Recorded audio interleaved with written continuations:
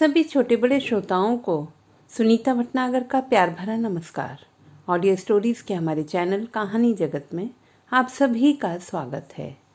हिंदी कहानियों की श्रृंखला में आइए आज सुनते हैं त्रिपुरारी कुमार शर्मा जी द्वारा रचित कहानी अफेयर। उठती हुई जवानी के दिन भी बड़े अजीब होते हैं। वह जानता था कि उसके बदन के बाहर भीतर एक अजीब सी हलचल होती है। हर एक लम्हा अजनबी महसूस होता है। शायद कुछ होने वाला था, कुछ ऐसा जिसकी कल्पना छोटी सी उम्र नहीं कर सकती थी, मगर आंखों की गहराई में बहुत कुछ तैर रहा था। सप्ताह में 4 दिन उससे मेरी मुलाकात होती थी, ठीक 5:30 बजे विश्वविद्यालय मेट्रो स्टेशन पर। सोमवार से गुरुवार तक मेरी उर्दू की क्लास उर्दू अकादमी में होती थी, इसलिए मैं उसका साथ कश्मीरी गेट मेट्रो स्टेशन तक ही दे पाता था। पता नहीं कहाँ जाता था वह। पलकों पर परेशानी का पत्थर और होंठों पर चौड़ी सी चुप्पी। उसकी खामोशी मुझे बहुत आकर्षित करती थी। एक रोज़ मेरी हल्की सी मुस्कुराहट ने पूछ ही लिया, क्या करते हैं आप? जी कुछ नहीं। मतलब? अब सिर्फ कविताएं लिखा करता हूँ। किसी ज़माने में? क्या? मैं भी लिखा करता था। मेरी एक बीवी हुआ करती थी, फूलों से भी नाजुक। माफ़ कीजिएगा, कश्मीरी गेट मेट्रो स्टेशन आ गया, मुझे उतरना होगा। ठीक है, बाय। एक रोज़ हमारी मुलाकात दिल्ली विश्वविद्यालय के आर्ट्स फैकल्टी में हो गई। हम दोनों ने एक दूसरे को देखते ही कहा, आप? जी, यहाँ एक मुशायरा है, सुना है निदा फाजली भी आए हैं। जी, उन्हीं का नाम सुनकर मैं भी खिंचा चला आया। फिर चलिए चलते हैं। हम दोनों हॉल में बैठ गए। बारी बारी से सभी शायर अपना कलाम पेश करते रहे और मैं एक कन्फ्यूजनात्मक स्थिति में पहुंच गया। अपने साथ की कुर्सी पर बैठे उस नवयुवक के पेशानी पर तरह तरह की रेखाएं उभर रही थीं। सारी रेखाएं एक दूसरे से उलझ रही थीं। शायद हम दोनों उस मुशायरे में होकर भी नहीं थे। बहुत इंतज़ार के बाद आखिरकार निदा फाजली की आवाज़ ने मेरे कानों के रुख को अपनी ओर किया। हर एक मिसरे पर वाह आह सुनने को मिला। एक अजीब माहौल बन रहा था, सुकून और बेचैनी एक साथ, जैसे खुशी के वक्त आंसू, जैसे मेरी बीवी की गर्दन पर सुबह और शाम मिलती थी। तालियों की गड़गड़ाहट से हॉल देर तक महकता रहा। नज़्मों और गज़लों की खुशबू बटोरे हम हॉल से बाहर निकले, फिर अपनी अपनी राह ली। मैंने अक्सर महसूस किया है कि लोग सुनने के बजाय बोलना ज़्यादा पसंद करते हैं। शायद मैं भी उसी श्रेणी में शामिल हूँ। एक रोज़ मैं कनॉट प्लेस के सेंट्रल पार्क में बैठा था, कुछ सोच रहा था, पता नहीं क्या। शायद उसी लड़के के बारे में। उम्र के जिस पड़ाव पर आकर इंसान किसी के साथ हंसना चाहता है, किसी खूबसूरत चीज़ को देखकर खुशी होती है, अपोजिट सेक्स के प्रति आकर्षण होता है, इस उम्र में वह लड़का अपने आप में खोया हुआ सा रहता है। न जाने किस ख्याल में डूबा है। समस्याएं किसके साथ नहीं होती। समस्याओं से लड़ने के बजाय खुद को पराजित मान लेना इंसान की आदत नहीं होती। आखिरी सांस तक इंसान संघर्ष करता है, अपनी सारी समस्याओं का समाधान ढूंढता है। न जाने उस लड़के की समस्या क्या है। मुझे कुछ भूख सी महसूस हुई। मेरे कदम बिना कुछ सोचे KFC की तरफ बढ़ने लगे। ये मेरा फेवरेट रेस्टोरेंट है। मैं अक्सर यहाँ आता रहता हूँ, कभी किसी के साथ तो कभी अकेले ही। मैंने देखा कि वह लड़का चिकन के टुकड़ों से गुफ्तगू कर रहा है। थोड़ी देर तक मैं दूर खड़ा उसे देखता रहा, मगर अपनी कम बर्दाश्त करने वाली क्षमता की वजह से उसके सामने ही बैठ गया। वह मुझे देखकर चौंका। शायद उसे लगा मैं उसका पीछा करता हूँ, पर उसे बहुत जल्द ही यकीन हो गया कि हमारा अक्सर उसी जगह सामना होता है जहाँ कोई भी मिल सकता है। यह महज एक इत्तेफाक है, मगर क्या वाकई ये महज एक इत्तेफाक था? चिकन के टुकड़ों को बड़ी बेरहमी से कुतरते हुए मैंने उससे पूछा, तुम इतने खामोश क्यों रहते हो? उसने एक लंबी सांस ली। उंगलियों में अटके स्नैक्स पर उसकी पकड़ और भी मजबूत हो गई। न चाहते हुए भी उसने कहा, खामोशी भी जिंदगी का एक पहलू है। इसके सिवाय भी दुनिया में बहुत कुछ है। तुम्हारी उम्र के लोग तो वो सब करते हैं जो उन्हें नहीं करना चाहिए, मैंने कहा। वह थोड़ा थोड़ा मुझसे खुलने लगा। कहा, अक्सर वह नहीं होता जो हम चाहते हैं। ऐसा क्यों होता है? पर कभी कभी तो होता है ना जो हम चाहते हैं। हाँ होता तो है, पर कभी हुआ नहीं साला। क्या नहीं हुआ? बहुत छोटा था जब बाबूजी मुझे और मेरी माँ को इस दुनिया में अकेले छोड़कर चले गए। बाबूजी ने अपनी आंखों में जो बीज बोए थे, माँ की आंखों में अंकुरित होने लगे थे। माँ चाहती थी मैं पढ़ लिख कर कुछ ऐसा बनूं जिससे बाबूजी का नाम रोशन हो। बिहार के एक छोटे से गांव में मैं अपना बोरिया बिस्तर समेटे दिल्ली आ गया था।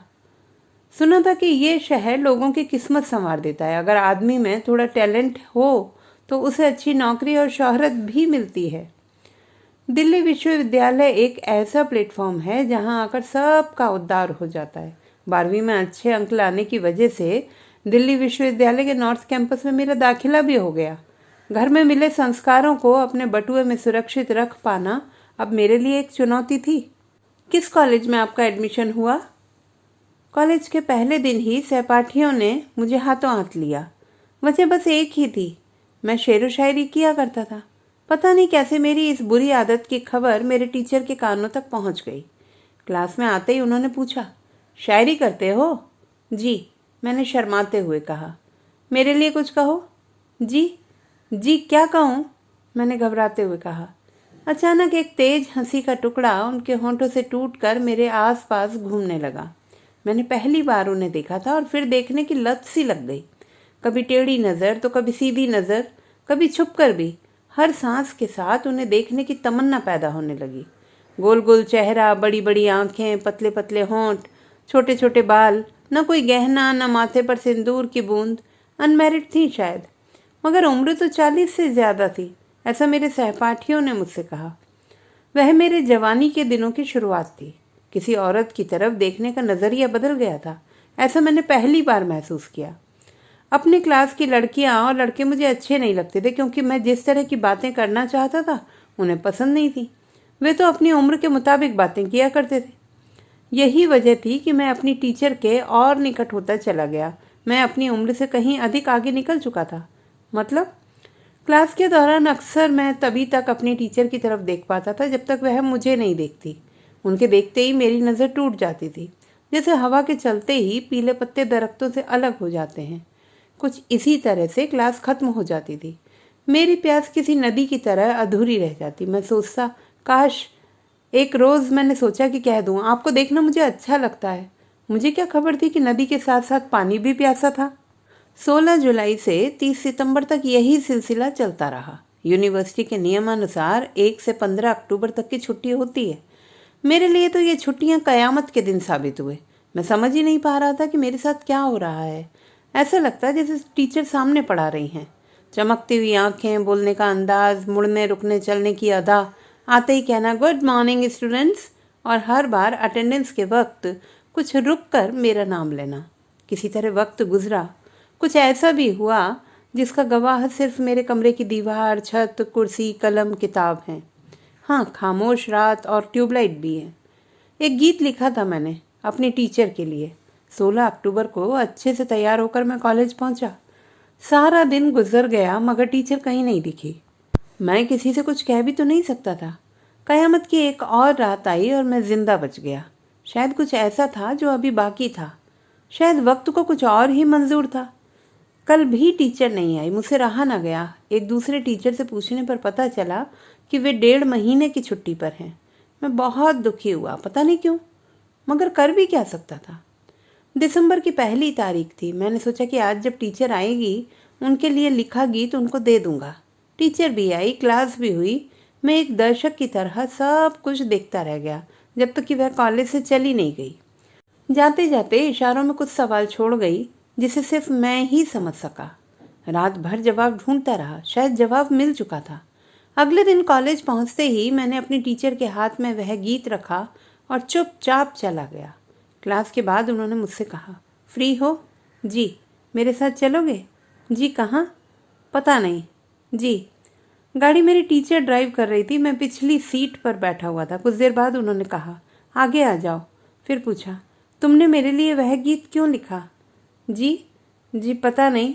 उन्होंने मेरा दाहिना हाथ अपने बाएं हाथ से पकड़ा और थोड़ी देर तक पकड़े रखा। मैंने छुड़ाना चाहा पर छुड़ाने की कोशिश नहीं की।